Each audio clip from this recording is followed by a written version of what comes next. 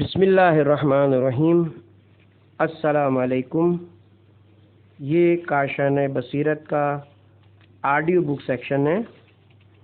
ہم جو کتاب پڑھ رہے ہیں اس کا نام ہے تاریخ اور معاشرہ، مؤلف شہید مرتضی مطہری، تصحیح و پروف ریڈنگ مجاہد حسین حر صاحب، ناشر شہید مطہری فاؤنڈیشن۔ اب ہم کتاب کا پارٹ 2 پڑھیں گے۔ کیا معاشرے کا وجود اصیل اور عینی ہے؟ دال معاشرہ طبعی مرکبات سے بالاتر ایک حقیقی مرکب ہے۔ طبعی مرکبات میں اجزائے ترکیب سے پہلے از خود ہویت و آثار کے حامل ہوتے ہیں اور ایک دوسرے پر تاثیر اور عمل اور رد عمل کے نتیجے میں نئی چیز کے پیدا ہونے کی بنیاد فراہم ہوتی ہے۔ لنکت افراد اجتماعی وجود سے پہلے کے مرحلے میں انسانی ہویت کے حامل نہیں تھے۔ خالی برتن ہوتے ہیں کہ جن میں اجتماعی روح کے حصول کی استعداد موجود ہوتی ہے۔ اجتماعی وجود سے قطع نظر انسان حیوان میں محض ہے اور اس میں صرف استعداد انسانیت موجود ہے۔ انسان کی انسانیت یعنی اس کی خودی، اس کا تفکر، اس کے عواطف و احساسات، اس کے میلانات، اس کا فکری رجحان اور وہ چاہت جو انسانیت سے متعلق ہوتی ہے، اجتماعی روح کے پرتوں میں ابھرتی ہے۔ یہ اجتماعی روح ہے جو اس خالی برتن کو پر کرتی ہے اور کسی شخص کو شخصیت عطا کرتی ہے۔ اجتماعی روح ہمیشہ انسان کے ساتھ رہی ہے اور آئندہ بھی اخلاق، مذہب، سائنس، فلسفہ اور آرٹ سے متعلق تجلیوں کے ساتھ اس کے آثار ہمیشہ باقی رہیں گے۔ افراد کا ایک دوسرے پر روحانی اور معنوی اثرات مرتب کرنا، نیز ایک دوسرے پر ایسا ہی عمل و رد عمل قائم کرنا اجتماعی روح کے ذریعے اور اس کے پرتوں میں ہوتا ہے اور نہ اس سے مقدم ہوتا ہے، نہ اس سے پہلے والے مرحلے میں۔ در حقیقت انسان کی عمرانیات اس کی نفسیات پر سبقت رکھتی ہے اور یہ پچھلے نظریے کے برخلاف ہے کہ جو انسان کے لیے اجتماعی وجود سے پہلے اس کی نفسیات کے ہونے کا قائل ہے اور اس کی عمرانیات کو اس کی نفسیات کے بعد دوسرے مرحلے میں لاتا ہے۔ زیر بحث نظریے کے مطابق اگر انسان اجتماعی وجود نہ رکھتا اور اگر اس کی عمرانیات نہ ہوتی تو وہ کوئی انفرادی انسانی نفسیات بھی نہ رکھتا۔ پہلا نظریہ خالص انفرادی اصلیت کا نظریہ ہے،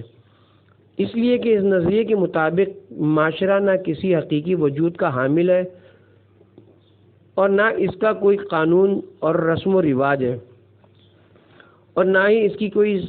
سرنوشت ہے اور نہ ہی کوئی شناخت ہے۔ صرف افراد میں جو وجود عینی رکھتے ہیں وہی موضوع شناخت بنتے ہیں۔ ہر فرد کی تقدیر دوسرے سے مختلف ہوتی ہے۔ دوسرا نظریہ بھی انفرادی اصلیت کا نظریہ ہے۔ یہ نظریہ معاشرے کے لیے ایک کل اور ترکیب افراد کے لیے ایک حقیقی ترکیب کے عنوان سے اصلیت اور غیبت کا قائل نہیں، لیکن یہ افراد کے رابطے کو ایک فزیکل رابطے کی مانند ایک طرح کا حقیقی اور عینی رابطہ بناتا ہے۔ اس نظریے کے مطابق معاشرہ باوجود اس کے کہ افراد سے ہٹ کر کوئی جداگانہ وجود نہیں رکھتا اور صرف افراد ہی نہیں جو وجود عینی و حقیقی رکھتے ہیں،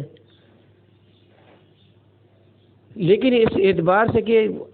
افراد اور معاشرے کے اجزاء ایک کارخانے اور ایک مشینری کے اجزاء کی طرح ایک دوسرے سے وابستہ ہیں اور ان کے آثار اور اعمال علت و معلول کے میکینیکل رابطے کے ذریعے ایک دوسرے کے ساتھ جڑے ہوئے ہیں۔ افراد بھی ایک مشترک تقدیر رکھتے ہیں اور معاشرہ یعنی یہ مرتبط الاجزاء مجموعہ اسی علت و معلول کے خاص نیاتی نظام کے باعث جو اس کے اجزاء کے درمیان موجود ہے اپنے اجزاء کی شناخت سے ایک الگ شناخت رکھتا ہے، لیکن تیسرا نظریہ فرد اور معاشرہ دونوں کو اصالت دیتا ہے، اس اعتبار سے کہ وہ معاشرے کے اجزاء کے وجود یعنی افراد کو معاشرے میں حل شدہ نہیں جانتا اور معاشرے کے لیے کیمیائی مرکبات کی طرح الگ سے کوئی وجود کا قائل نہیں۔ یہ انفرادی افراد کا نظریہ ہے، لیکن اس اعتبار سے کہ یہاں اس نظریے کے مطابق ترکیب افراد روحانی، فکری اور عاطفی مسائل کی روح سے کیمیائی ترکیب جیسی ہے کہ جہاں افراد معاشرے میں ایک نئی ہویت اختیار کرتے ہیں اور وہی ہویت معاشرے کی بھی ہو، ہر چند کے معاشرہ یگانہ ہویت کا حامل نہیں۔ یہ نظریہ اجتماعی اصلیت کا نظریہ ہے۔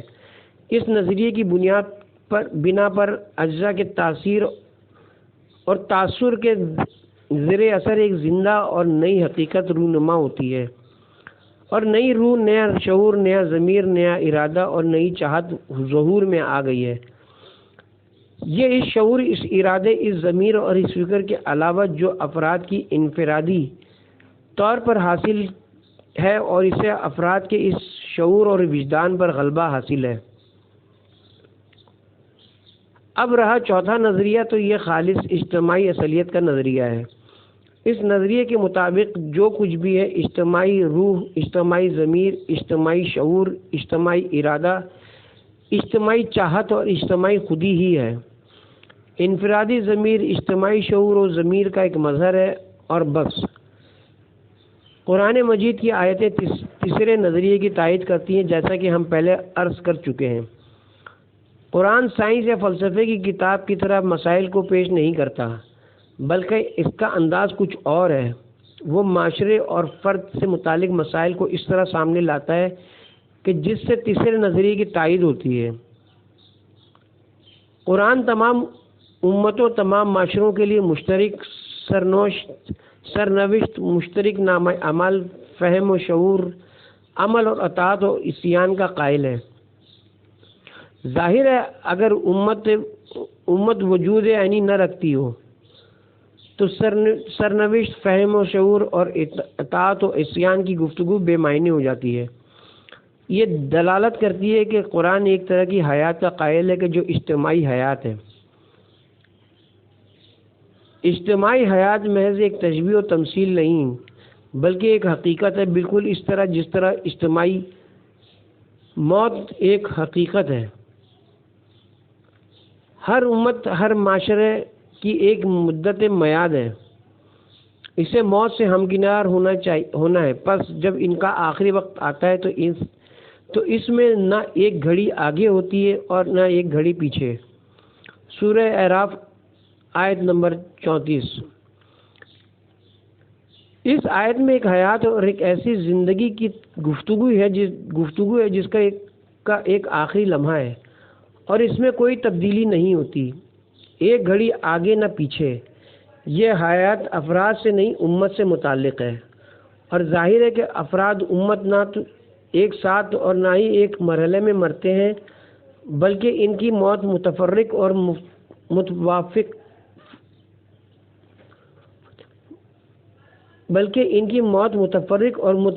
ہوتی ہے۔ ہر امت اور معاشرے کو اس کے اپنے ہاتھ سے لکھی جانے والی کتاب سمیت پڑتال کے لیے بلایا جائے گا۔ سورہ مبارکہ جاثیہ کی 28ویں آیت۔ پس معلوم ہوتا ہے کہ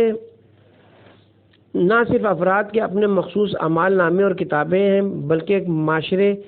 میں بھی اس اعتبار سے کہ زندہ، باشعور، مکلف اور قابل خطاب ہیں، اور ارادہ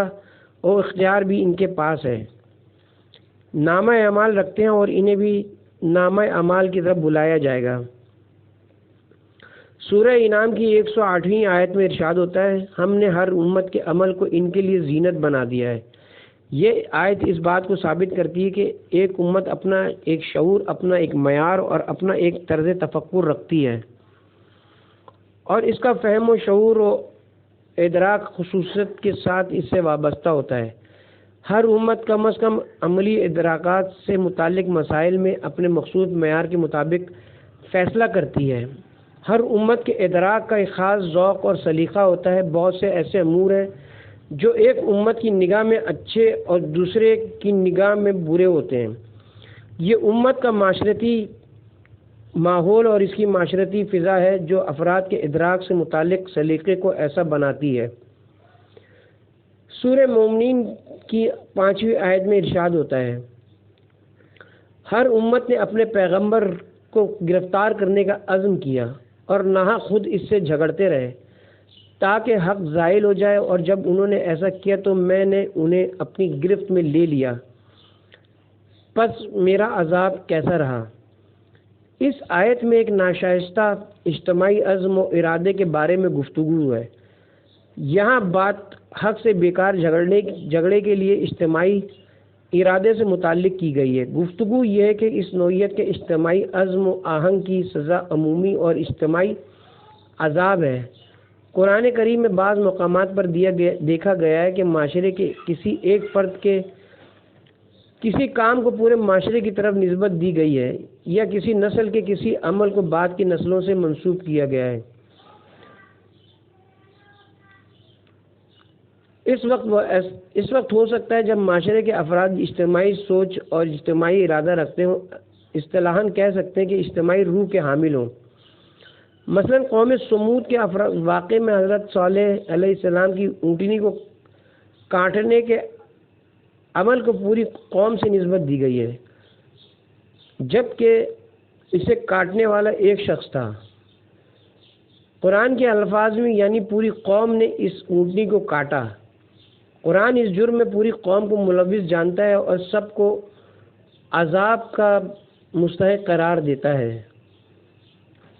نہج البلاغہ کے خطبوں میں سے خطبے میں حضرت علی علیہ السلام اس مطلب کی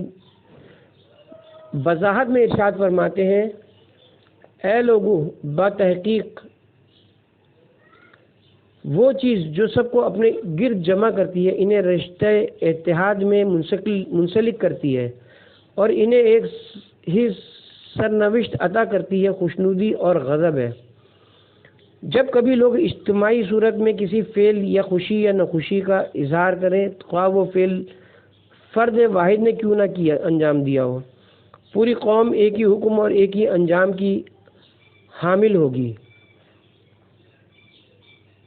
یعنی خداوند عالم نے اپنے عذاب کو اجتماعی صورت میں پوری قوم سمود پر نازل کیا، اس لیے کہ سمود کی پوری قوم اس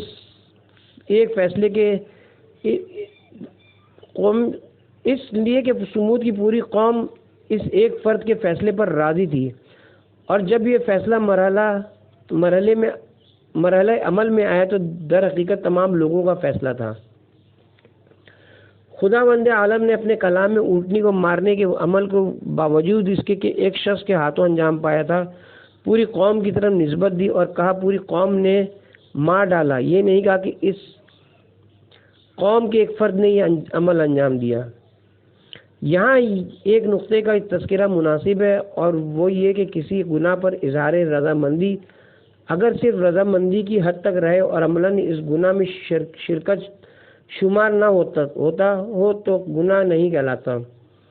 مثلاً کوئی شخص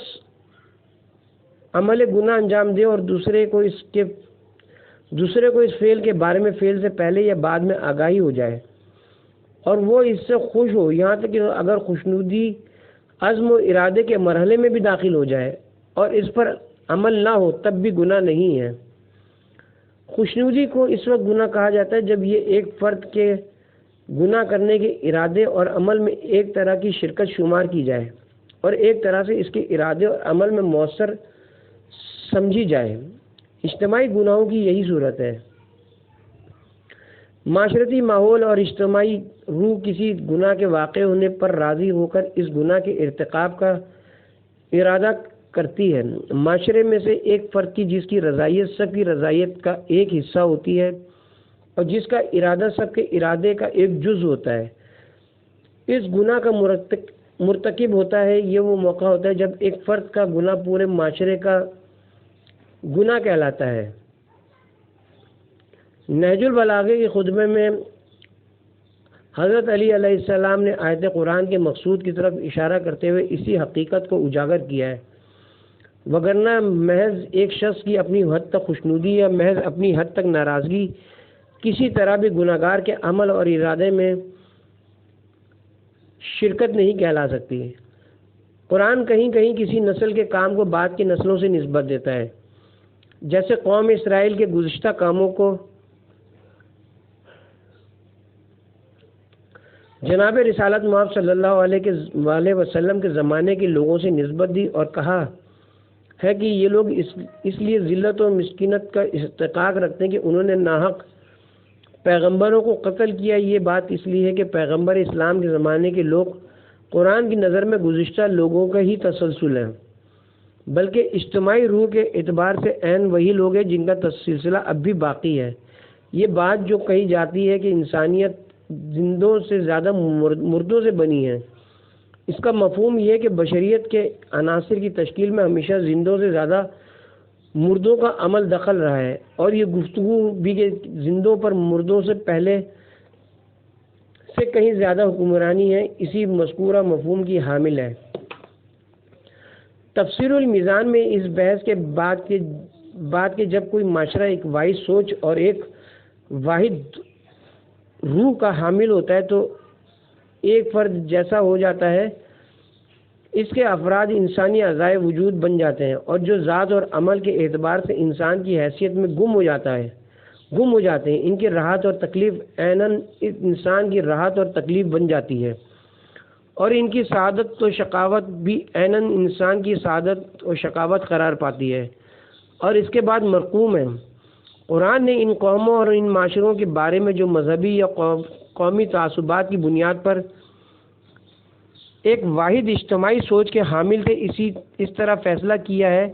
کہ بعد میں آنے والے طبقات اور نسلوں کو پہلے آنے والی نسلوں کے اعمال کی وجہ سے قابل مواخذہ قرار دیا ہے،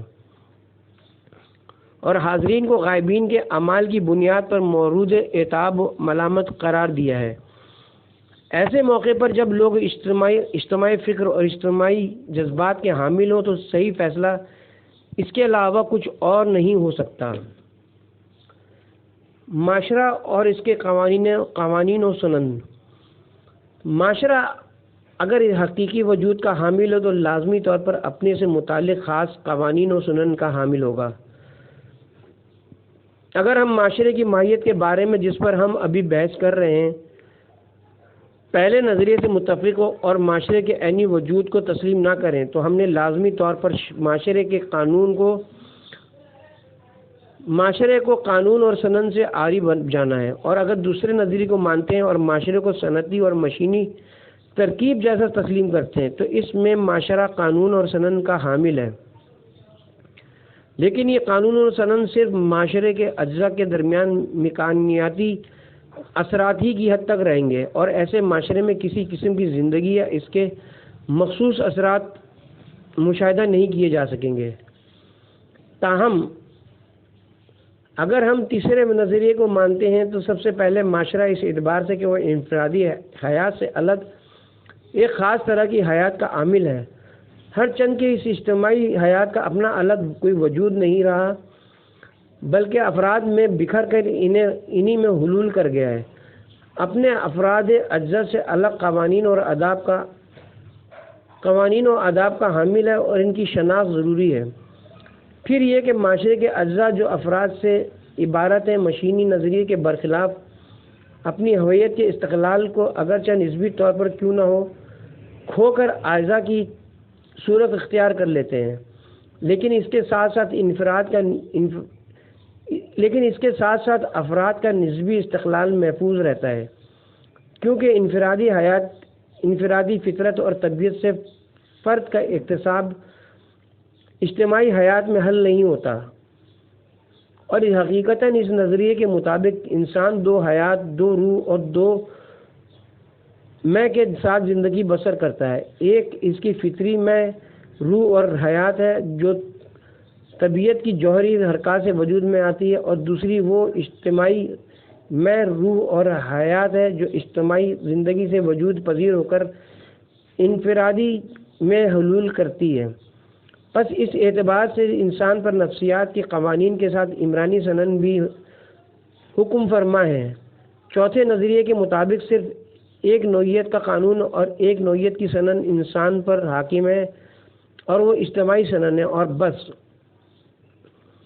علماء اسلام میں غالباً عبد الرحمن ابن خلدون وہ پہلا شخص ہے جس نے تاریخ پر اپنے مشہور و معروف مقدمے میں صراحت کے ساتھ معاشرے پر حاکم قوانین و آداب کو انفرادی قوانین و آداب سے الگ پیش کیا ہے اور معاشرے کے لیے حیثیت طبیعت اور واقعیت کا قائل ہوا ہے۔ جدید علماء و حکماء میں 18ویں صدی عیسوی کا فرانسیسی دانشور مونٹیسکو وہ پہلا شخص ہے جس نے معاشرے پر حاکم سنن کو دریافت کرنے کی کوشش کی ہے۔ ریمون آرون مونٹیسکو کے بارے میں لکھتا ہے، اس کا مقصد تاریخ کو معقول قرار دینا ہے۔ وہ چاہتا ہے کہ تاریخ کے پیش کردہ واقعات کو رد کر دے۔ ہاں، تاریخ کے پیش کردہ واقعات تقریباً لامحدود تقدیسی عادات، افکار، قوانین، آداب اور رسوم اور معاشرتی شعبوں کی شکل میں اس کے سامنے آتے ہیں، اور یہی مختلف واقعات جو ظاہراً ہم آہنگ ہوتے ہیں اس کی تحقیق کا نقطۂ آغاز بنتے ہیں۔ تحقیق کے آخر میں کسی شعور نظم کو واقعات کے ان نامربوط سلسلوں کا جاگزی ہونا چاہیے۔ مونٹیسکیو میکس دبیر کی طرح نامربوط واقعات سے گزرنا چاہتا ہے تاکہ کسی شعوری نظم کو حاصل کر سکے۔ ہاں، یہی طریقہ عالم عمرانیات کا طریقہ ہے۔ اس بیان کا خلاصہ یہ ہے کہ اجتماعی واقعات کی ان ناہم آہنگیوں کے در پردہ جو انہیں ایک دوسرے سے اجنبی بنا دیتی ہیں، عمرانیات کا ماہر ایک ایسی وحدت ڈھونڈ نکالتا ہے کہ یہ تمام ناہم آہنگیاں اس وحدت کا مظہر بن جاتی ہیں۔ اسی طرح اس کے بارے میں کہ مشابہ اسباب کے عمل دخل سے مشابہ اجتماعی واقعات رونما ہوئے ہیں۔ رومیوں کے عروج و زوال کے اسباب سے متعلق ملاحظات نامی کتاب کا اقتباس پیش کیا جاتا ہے۔ دنیا میں اتفاق یا حادثہ حکم نہیں ہے۔ اس نقطے کو رومیوں سے پوچھا جا سکتا ہے کہ کیوں کہ جب تک فرما روائی میں ان کا پروگرام منظم رہا، فتح و نصرت انہیں نصیب ہوتی رہی، لیکن جب انہوں نے اپنے پروگرام میں تبدیلی پیدا کی تو مسلسل پستیوں کی طرف چلے گئے۔ ہر سرکاری نظام میں کچھ علل و اسباب خواہ اخلاقی ہو یا جسمانی کا عمل دخل ہوتا ہے جو اس نظام کو سربلندی عطا کرتے ہیں یا پھر تباہی و بربادی کی دلدل میں دھکیل دیتے ہیں۔ واقعاً انہی اسباب کے زیر اثر ہوتے ہیں۔ اگر کوئی مارکہ یعنی خاص ملت کسی حکومت کی بساط الٹ دے تو یقیناً اس میں ایسے کلی اسباب کار فرما ہیں جو وجہ مارکہ بن کر اس حکومت کا تختہ الٹ دیتے ہیں۔ مختصر یہ کہ کوئی حقیقی بنیاد ہے جو تمام جزوی اتفاقات کا سبب بنتی ہے۔ قرآن کریم اس بات کی تصریح کرتا ہے کہ قومیں اور معاشرے اس اعتبار سے کہ قوم اور معاشرہ ہیں صرف معاشرے کے افراد نہیں، قوانین و سنن، اور ان قوانین و سنن کی بنیاد پر عروج و زوال رکھتے ہیں۔ معاشرے کے مشترک انجام رکھنے سے مراد یہ ہے کہ وہ قوانین و سنن کا حامل ہے۔ قرآن حکیم میں بنی اسرائیل کے بارے میں ارشاد ہوتا ہے، اور ہم نے آسمانی کتابوں میں سے ایک کتاب میں بنی اسرائیل کو یہ حکم دیا کہ تم ضرول بالضرول زمین میں 2 مرتبہ فساد اور بڑی سرکشی کرو گے۔ جب پہلی سرکشی سے متعلق وقت انتقام آئے گا تو ہم بڑے جنگ آور اور زور آزما لوگوں کو تمہارے خلاف اٹھائیں گے جو تمہارے گھروں میں گھس آئیں گے، اور یہ وعدہ پورا ہو کر رہے گا۔ پھر ہم تمہیں تمہاری برائیوں سے پشیمانی اور صحیح راستے کی طرف لوٹ آنے کے باعث ان پر دوبارہ غلبہ دیں گے، اور مال اور افراد سے تمہاری مدد کریں گے، اور تعداد میں تمہیں ان سے بڑھا دیں گے۔ پس کلی طور پر اگر تم نیکی کرو گے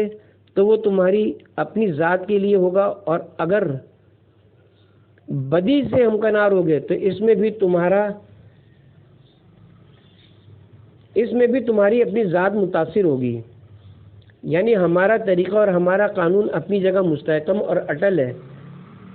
کہ کچھ شرائط ہیں جن میں ہم لوگوں کو قوت و قدرت و عزت و استقلال عطا کرتے ہیں، اور کچھ شرائط ایسی ہیں کہ جن میں دوسروں کے ہاتھوں انہیں ذلیل و خوار ہونا پڑتا ہے۔ پھر جب برائی اور تباہی کی طرف بازگشت کے نتیجے میں تم سے تمہارے دوسرے انتقام کی باری آئے گی تو ہم دوسرے صاحبان قوت و طاقت کو تم پر مسلط کر دیں گے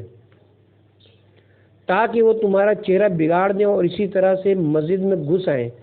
جس طرح پہلے گھس آئے تھے، اور جس چیز پر غلبہ حاصل کریں اسے سختی سے مٹا دیں۔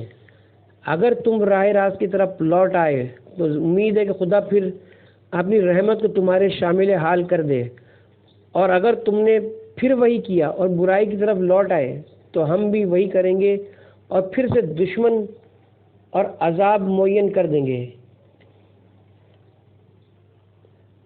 اور یہ آخری جملہ، تم جس قدر تباہی کی طرف لوٹو گے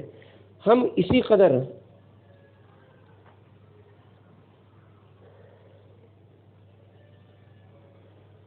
دشمن کے ہاتھوں تمہیں ذلیل کریں گے۔ اس توجہ کے ساتھ کہ مخاطب فرد نہیں قوم و ملت ہے، یہ معاشروں پر محیط قوانین کی کلیت اور ان کے اٹل ہونے کو ظاہر کرتی ہے۔ جبر یا اختیار جو بنیادی مسائل اہل دانش کے درمیان خاص طور پر موجودہ صدی میں زیر غور ہیں، ان میں ایک مسئلہ معاشرے کے مقابل فرد کے جبر یا اختیار کا ہے، بعبارت دیگر یا اجتماعی روح کے مقابل انفرادی روح کے جبر و اختیار کی گفتگو ہے۔ اگر ہم معاشرے کے ترکیب کے مسئلے میں پہلے نظریے کو مانتے ہیں اور معاشرے کی ترکیب کو خالص اعتباری جانتے ہیں اور مکمل انفرادی اصلیت پر ہمارا عقیدہ ہے، تو اس میں اجتماعی جبر کی گنجائش نہیں، کیونکہ یہاں سوائے فرد و طاقت اور انفرادی طاقت کے علاوہ اجتماعی قوت نامی کوئی شے موجود نہیں جو فرد کو اپنے احکامات کے زیر اثر لائے اور جس سے معاشرتی جبر کا خیال پیدا ہو۔ اب اگر کوئی جبر رونما ہوتا ہے تو اس کا تعلق اجتماعی جبر کے حامیوں کی رائے کے برخلاف معاشرے سے نہیں، فرد یا افراد سے ہے۔ لیکن اگر ہم چوتھے نظریے کو مانتے ہیں اور فرد کو انسانی حیثیت کے اعتبار سے ایک خام مادہ اور ایک خالی برتن کی طرح تصور کرتے ہیں، اور فرد کی تمام انسانی حیثیت اس کی عقل اور اس کے ارادے کو کہ جو اس کے اپنے اختیار میں ہے، اجتماعی عقل اور اجتماعی ارادے کا پرتو جانتے ہیں، اور یہ عقیدہ رکھتے ہیں کہ اجتماعی روح جو اپنے اجتماعی مقاصد کے حصول کے لیے اپنی اکائی میں ایک انفرادی فریب بن کر ظاہر ہوتی ہے۔ خلاصہ یہ کہ اگر ہم صرف اور صرف اجتماعی اصلیت کے قائل بن کر سوچیں تو پھر اجتماعی امور میں فرد کی آزادی اور اس کے اختیار کا تصور باقی نہیں رہتا۔ فرانس کا مشہور عمرانی ماہر ایمل ڈورکم اس حد تک اجتماعی اصلیت کا قائل ہے کہ کہتا ہے، معاشرتی امور در حقیقت ان امور کے برخلاف جن کا تعلق کھانے پینے اور سونے جیسے امور سے ہے، جو انسان کے حیوانی اور حیاتاتی بائیولوجیکل پہلو سے ہے کسی فرد کے فکر و ارادے سے حاصل نہیں ہوتے، بلکہ معاشرہ انہیں وجود میں لاتا ہے، اور ان کی 3 خصلتیں ہیں: بیرونی ہونا، جبری ہونا اور عمومی ہونا۔ بیرونی اس اعتبار سے ہے کہ فرد کے وجود سے باہر یعنی معاشرے سے فرد پر لاگو ہوتے ہیں، اور اس سے پہلے کہ فرد وجود میں آئے یہ معاشرے میں موجود ہوتے ہیں، اور یہ انہی معاشرے کے زیر اثر قبول کرتا ہے۔ آداب، اخلاق اور معاشرتی رسمیں اور معاشرتی رسمیں، مذہب اور ان جیسی چیزیں معاشرے سے ملتی ہیں، اور اس اعتبار سے جبری ہے کہ وہ خود کو فرد پر ٹھونستی ہیں، اور فرد کے ضمیر، اس کے احساسات، اس کے فیصلوں اور اس کے افکار و عواطف کو اپنی شکل اور اپنے رنگ میں ڈھال لیتی ہیں، اور جبری ہونا عمومیت کی دلیل ہے۔ لیکن اگر ہم تیسرے نظریے کو اپناتے ہیں، یعنی فرد کو بھی اصلیت دیتے ہیں اور معاشرے کو بھی، اگرچہ معاشرے کی طاقت افراد کی طاقت پر غلبہ رکھتی ہے، تو اس صورت میں ضروری نہیں ہے کہ افراد انسانی مسائل اور سماجی امور میں مجبور قرار پائیں۔ ڈورکم کا نظریہ جبر اس بات سے وجود میں آیا کہ طبیعت کے صفحے پر جوہری تکامل سے وجود میں آنے والی انسانی فطرت کی اصالت سے غفلت برتی گئی ہے۔ یہ فطرت انسان کو ایک خاص طرح کی حریت، امکان اور آزادی عطا کرتی ہے، جس کے باعث وہ معاشرے کی طرف سے ٹھوسی جانے والی پابندیوں کی مخالفت کے قابل ہو جاتا ہے۔ یہی وجہ ہے کہ فرد اور معاشرے کے درمیان ایک طرح کا امر بین الامرین حکم فرما ہے۔ قرآن کریم جہاں معاشرے کے لیے طبیعت، حیثیت،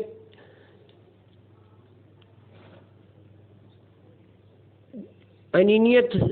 توانائی، حیات، موت، اجل، ضمیر اور اطاعت و عصیان کا قائل ہے، وہاں سرن فرد کو امکانی طور پر معاشرے کے احکام سے حکم عدولی کرنے میں آزاد اور توانا جانتا ہے۔ قرآن نے اس مسئلے میں جس چیز کو بنیاد بنایا اس کا نام فطرت اللہ ہے۔ سورہ نساء کی آیت نمبر 97 میں اس گروہ کی نسبت جو مکے کے معاشرے میں اپنے آپ کو مستضعف جانتا تھا اور ناتواں جانتا تھا، وہ اور فطری ذمہ داری سے دستبرداری کے لیے اسی ناتوانی کو عذر بناتا تھا اور در حقیقت خود کو معاشرے کے مقابل مجبور پیش کرتا تھا۔ ان کا عذر کسی طرح بھی قابل قبول نہیں، اس لیے کہ کم از کم وہ یہ تو کر سکتے تھے کہ اپنے آپ کو اس معاشرتی ماحول سے نکال کر دوسرے معاشرتی ماحول میں منتقل کر دیتے۔ پھر دوسری جگہ ارشاد ہوتا ہے، اے صاحبان ایمان، تم خود اپنے نفوس کی حفاظت کے ذمہ دار ہو، ہرگز دوسروں کی گمراہی لازمی طور پر تمہاری گمراہی کا سبب نہ بنے۔ سورہ مائدہ آیت نمبر 105۔ زر سے متعلق مشہور آیت جس کا اشارہ انسانی فطرت کی طرف ہے، اس گفتگو کے بعد خدا بند عالم نے توحید کے عہد کو انسان کے وجود اور اس کی ذات میں سمو دیا ہے، گوش گزار کیا گیا ہے، اور یہ اس لیے ہے تاکہ بعد میں یہ نہ کہہ سکوں کہ ہمارے باپ دادا مشرک تھے اور ہمارے پاس کوئی چارہ کار نہیں تھا، ہم مجبور تھے کہ اپنے باپ دادا کی سنت پر باقی رہیں۔ اس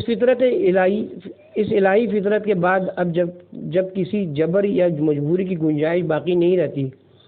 قرآنی تعلیمات سراسر موصولیت اور ذمہ داری کی اساس پر قائم ہے۔ اپنی اور معاشرے کی ذمہ داری امر بالمعروف اور نہی عن المنکر، معاشرے کی برائیوں اور بدعنوانیوں کے خلاف فرد کے قیام کا حکم نامہ ہے۔ قرآن مجید کے بیشتر قصص و حکایات برائی کے اجتماعی ماحول کے مقابل فرد کے سینے سپر ہونے سے عبارت ہیں۔ جناب نوح، جناب ابراہیم، موسیٰ،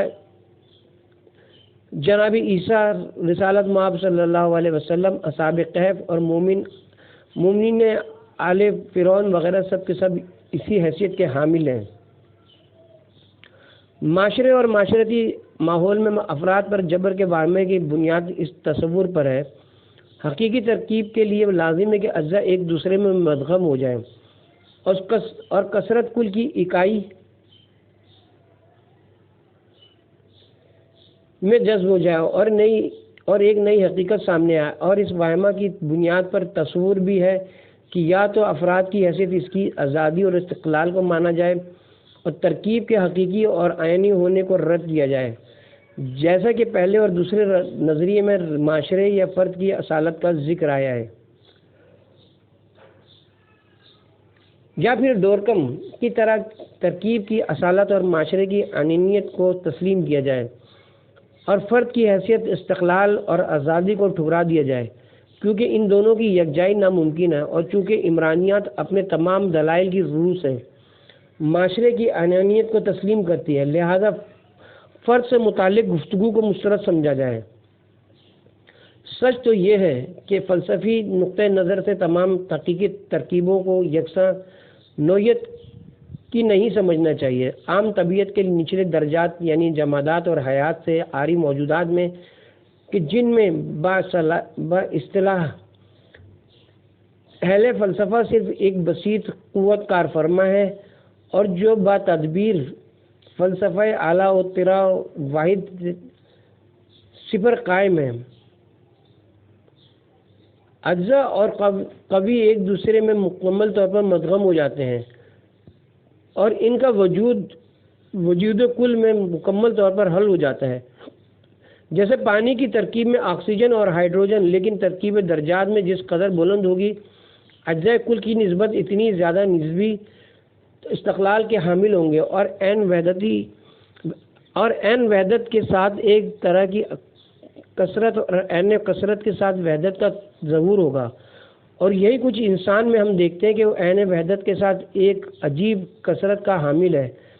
کہ جہاں صرف یہی نہیں کہ اس کے اندر کی طاقتیں اپنی کثرت کو ایک حد تک محفوظ رکھتی ہیں، بلکہ ان میں سے ایک طرح کا تضاد اور دائمی کشش برقرار رہتی ہے۔ معاشرہ عالم طبیعت کے بلند ترین موجودات میں سے ہے